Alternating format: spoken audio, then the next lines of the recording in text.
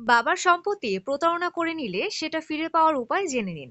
বাবা রেখে যাওয়া সম্পত্তি যদি কেউ প্রতারণা করে লিখে নেয়, তাহলে কি করবেন?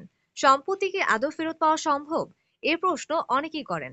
আজকের প্রতিবেদনে জানানো হলো এই ধরনের প্রতারণা হলে আইনি দিক থেকে কি কি করণীয় রয়েছে এবং কোন পথে আপনি এগোতে পারেন। বাবার সম্পত্তি কি ইচ্ছে মতো কেউ নিতে পারে? প্রথমে বুঝে নিতে হবে জীবিত অবস্থায় বাবা তার সম্পত্তির মালিক। সে সম্পত্তি তিনি যাকে ইচ্ছা দান, বিক্রি বা হেবা করতে পারেন। আইনত এতে কারো আপত্তির সুযোগ নেই। কিন্তু সমস্যা তখনই হয় যখন বাবাকে ভয় দেখিয়ে, ফুসলিয়ে বা অসুস্থতার সুযোগ নিয়ে প্রতারণামূলকভাবে দলিল তৈরি করা হয়। কোন কোন ক্ষেত্রে প্রতারণার প্রমাণ দিলে দলিল বাতিল করা সম্ভব? আইনজীবীরা বলছেন যদি প্রমাণ করা যায় যে বাবা ছিলেন অসুস্থ, স্বাক্ষর করতে অক্ষম, অথচ দলিলে টিপসই নেওয়া হয়েছে। বাবা ছিলেন শিক্ষিত, সবসময় স্বাক্ষর করতেন, কিন্তু সংশ্লিষ্ট দলিলে শুধু টিপসই রয়েছে, কোনো স্বাক্ষর নেই। বাবা ছিলেন মানসিক ভারসাম্যহীন বা চিকিৎসাধীন, তখন তার কাছ থেকে জোর করে দলিল করানো হয়েছে। বাবা জীবিত কিন্তু বলছেন যে প্রতারণা করে দলিল করানো হয়েছে, এমন প্রেক্ষিতে তিনি সরাসরি মামলা করতে পারেন।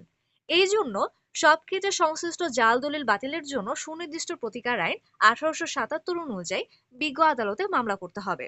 ভূমি অপরাধ প্রতিরোধ ও প্রতিকার আইন 2023-এ এই ধরনের প্রতারণার প্রতিকার পাওয়া যাবে না। কি ধরনের প্রমাণ লাগবে?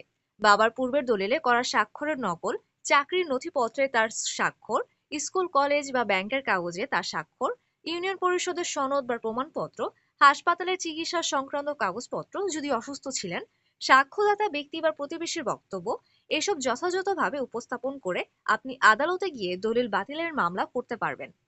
কিন্তু যদি দলিল সঠিক নিয়মে হয়, যদি দেখা যায় বাবা সুস্থ থাকা অবস্থায় স্বেচ্ছায় দলিলে স্বাক্ষর করেছেন, দলিল রেজিস্ট্রি হয়েছে সঠিকভাবে, তাহলে সেই দলিল বাতিল করার সুযোগ নেই। প্রতারণা হোক বা পারিবারিক চাপ, যদি বৈধভাবে স্বাক্ষর এবং রেজিস্ট্রেশন হয়ে থাকে, তাহলে আদালত সে দলিলকে বৈধ ধরে নেবে। শেষ কথা, বাবার সম্পত্তি নিয়ে প্রতারণা হলে হতাশ না হয়ে আইনি পথ অবলম্বন করুন। সঠিক প্রমাণ এবং তথ্য উপস্থাপন করতে পারলে দলিল বাতিল করাও সম্ভব।